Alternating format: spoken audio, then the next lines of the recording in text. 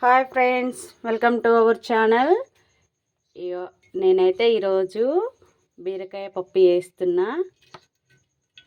బీరకాయ అంటే చూసినాము, సోరకాయ పప్పు చూసినాం, కానీ బీరకాయ పప్పు ఏంటక్క అని అన్నారు.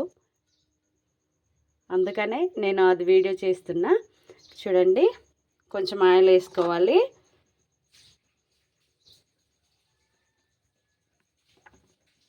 ఆ తర్వాత పచ్చిమిర్చి వేసుకుందాం. పచ్చిమిర్చి ఫ్రై అవుతున్నప్పుడే మనం కరివేపాకు వేసుకోవాలి.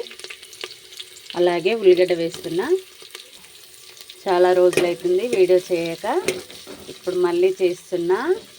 సో సారీ, ఎందుకంటే పరిస్థితుల ప్రభావం, వ్యవసాయ పనులకు వెళ్ళాల్సి ఉండే, దానివల్ల చేయలేకపోయినా.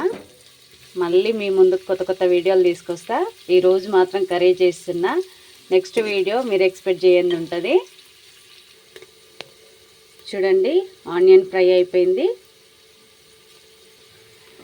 అల్లం వెల్లుల్లి పేస్ట్ ఇలా వైట్గా ఉండాలంటే ఇందులో ఉప్పు, నిమ్మరసం వేసి పెట్టుకోవాలి. మిక్సీ పట్టిన తర్వాత బాగుంటుంది. అదేవిధంగా పసుపు,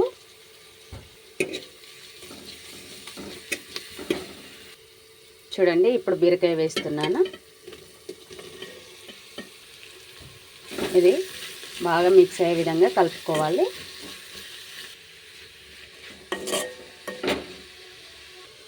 చూడండి, ఈ కప్పుతో ఒక కప్పు పప్పు తీసుకున్నాను. చిన్న కర్రీ బాక్స్ ఉంటుంది కదా, అది ఇలా ఒక 10 మినిట్స్ ముందు నానబెట్టుకోవాలి. ఇది పెసరపప్పు. ముందుగా నానబెట్టుకున్న పప్పు ఈ విధంగా వాటర్ తీసేసి ఇప్పుడు అందులో యాడ్ చేసుకుందాం. చూసారా, ఒకసారి కలిపి పూర్తిగా కలిపి పెట్టాను. మరొకసారి కలిపితే మనకు దీనిపైన పప్పు వేసుకోవాలి. పప్పును ముందుగా ఉడికించాల్సిన అవసరం లేదు, ఇలా బాగుంటుంది.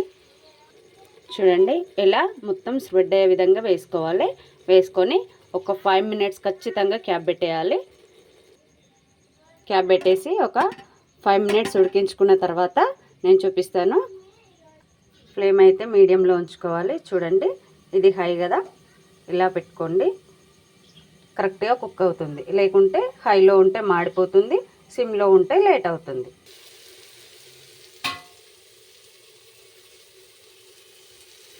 చూడండి, పప్పు ఉడికిపోయింది. ఇప్పుడైతే మనం కొంచెం వాటర్ యాడ్ చేసుకుందాం. చూడండి ఫ్రెండ్స్, ఇప్పుడైతే మనం వేసిన వాటర్ పూర్తిగా ఇంకిపోయింది.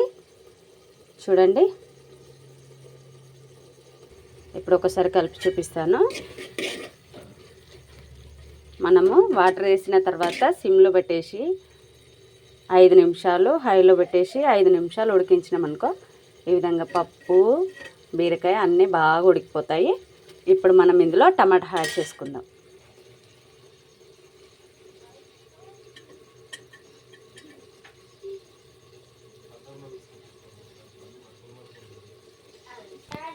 చూడండి ఫ్రెండ్స్, టమాటా ఎలాగైతే స్ప్రెడ్ చేసినో సాల్ట్ కూడా ఆ విధంగానే స్ప్రెడ్ చేసుకోవాలి.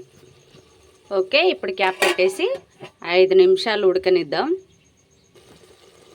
చూడండి ఫ్రెండ్స్, టమాటా ఉడికిపోయింది. కలిపేస్తున్నా నేను. చూడండి ఫ్రెండ్స్, ఇప్పుడు కారం వేస్తున్నా. ఇంతే, ఇంకొక 2 మినిట్స్ కనుక కారం ఉడికిపోయిందంటే మనకు బీరకాయ పప్పు కర్రీ రెడీ అవుతుంది. చూడండి ఫ్రెండ్స్, కర్రీ రెడీ అయిపోయింది.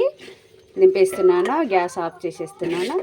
చూడండి, ఇలా వచ్చేస్తుంది. ఓకే ఫ్రెండ్స్, ఇప్పుడు దీనిని మనము సర్వింగ్ బౌల్లోకి తీసేసుకుందాం.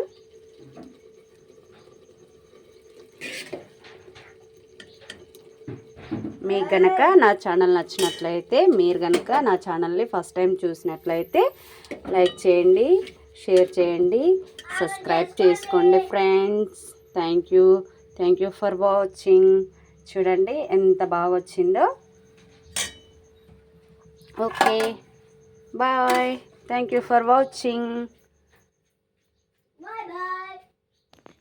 చూడండి ఫ్రెండ్స్, ఇలా రైస్లోకి చపాతీలోకి అన్నింటిలోకి ఈక్వల్గా టేస్టీగా బాగుంటుంది. ఈ విధంగా చేసుకున్నట్లయితే లూజ్గా కాకుండా ఇలా చేసుకోండి. సూపర్ టేస్టీగా ఉంది. సన్నీ ఎలా ఉంది? సూపర్. Thank you. మీకు కూడా ఇలాంటి కామెంట్స్ కావాలంటే తప్పకుండా ట్రై చేయండి. మీకు ఎలా వచ్చిందో తెలియజేయండి. Thank you for watching. Bye bye. Bye bye.